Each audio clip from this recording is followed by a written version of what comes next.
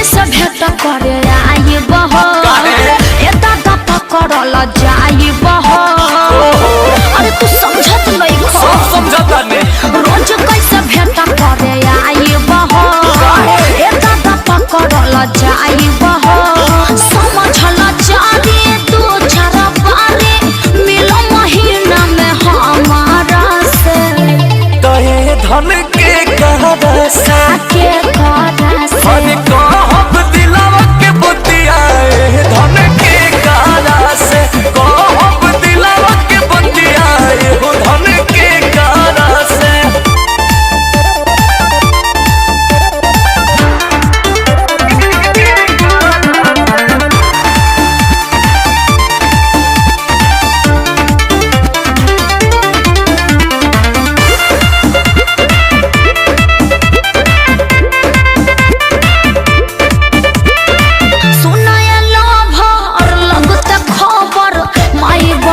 खिसियाले भानु होई बहुत शिकायत या जानू छूट जाए पढ़ाई तोहरा